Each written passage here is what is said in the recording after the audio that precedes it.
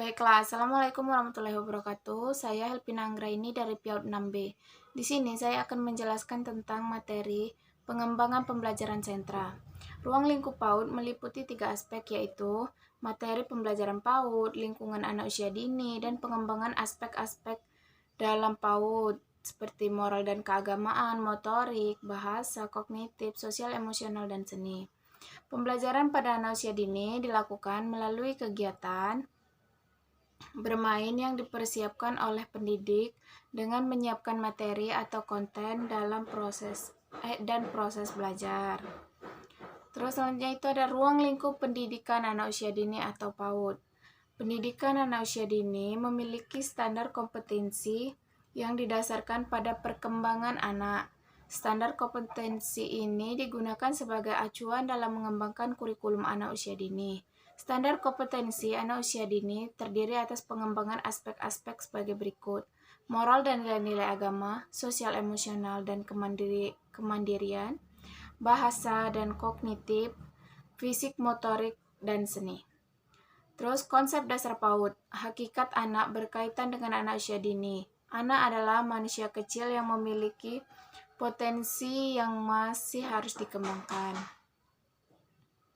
Ia memiliki karakteristik yang khas dan tidak sama dengan orang dewasa, serta berkembang menjadi manusia dewasa seutuhnya. Dalam hal ini, anak merupakan seseorang manusia atau individu yang memiliki pola perkembangan dan kebutuhan tertentu yang berbeda dengan orang dewasa. Anak memiliki berbagai macam potensi yang harus dikembangkan. Meskipun pada umumnya anak memiliki pola perkembangan yang sama, tetapi ritme perkembangannya akan berbeda satu sama lainnya, karena pada dasarnya anak bersifat individual. Anak usia dini adalah sosok individu yang sedang menjalani proses perkembangan dengan pesat dan sangat fundamental bagi kehidupan selanjutnya. Terus yang selanjutnya ada karakteristik anak usia dini. Masa usia dini merupakan masa ketika anak memiliki berbagai kekhasan dalam bertingkah laku. Sebagai orang tua dan pendidik, wajib mengerti karakteristik anak usia dini, supaya segala bentuk perkembangan anak dapat terpantau dengan baik. Berikut ini adalah beberapa karakteristik anak usia dini menurut berbagai pendapat. 1. Anak belajar melalui interaksi sosial.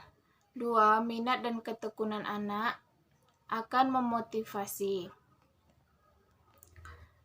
belajar anak. Terus yang ketiga, perkembangan dan gaya belajar anak seharusnya dipertimbangkan sebagai perbedaan individu.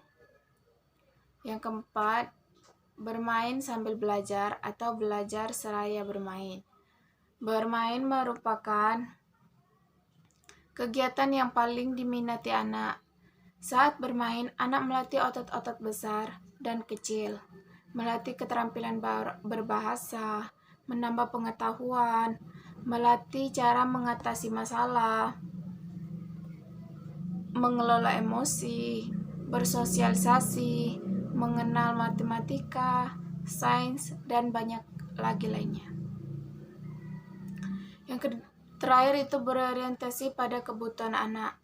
Anak sebagai pusat pembelajaran, seluruh kegiatan pembelajaran direncanakan dan dilaksanakan untuk mengembangkan potensi anak.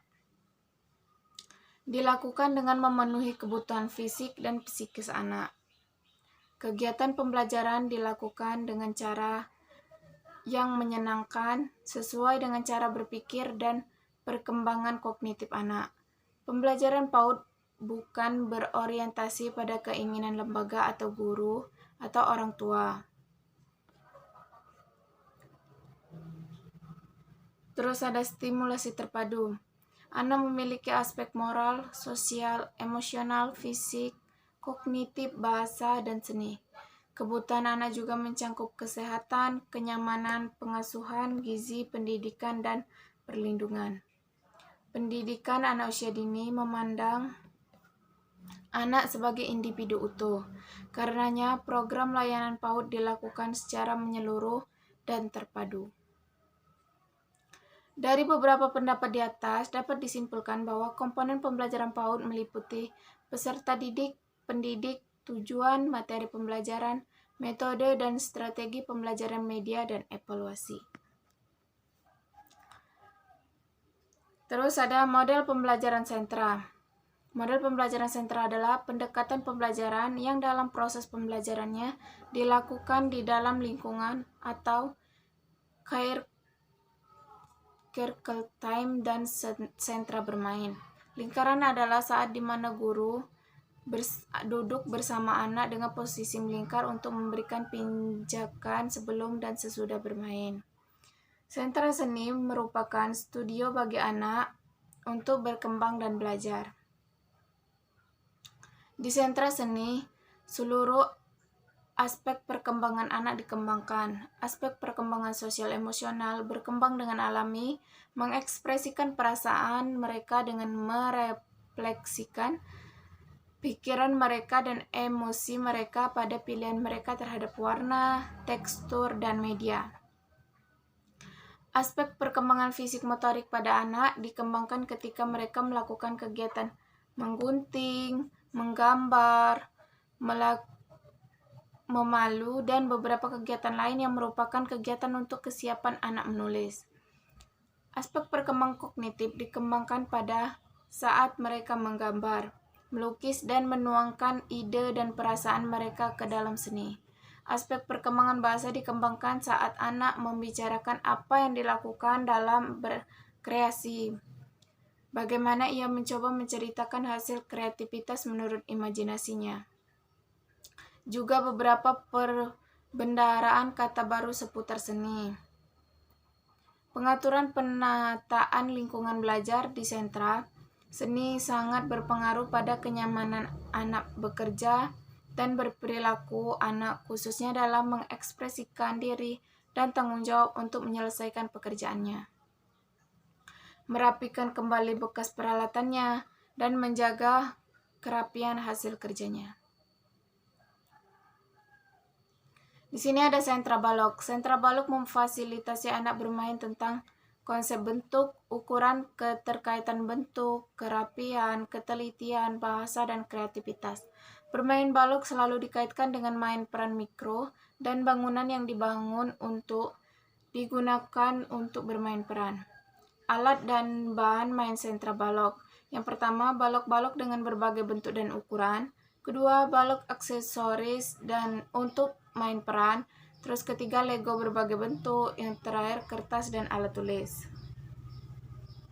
Pemilihan APE yang tepat dapat memberikan stimulasi yang optimal pada anak. Berbagai mainan ini pun dirancang untuk memberikan pengalaman belajar dari berbagai aspek seperti motorik, emosi, sosial emosional, kognitif, serta moral pada anak-anak usia dini.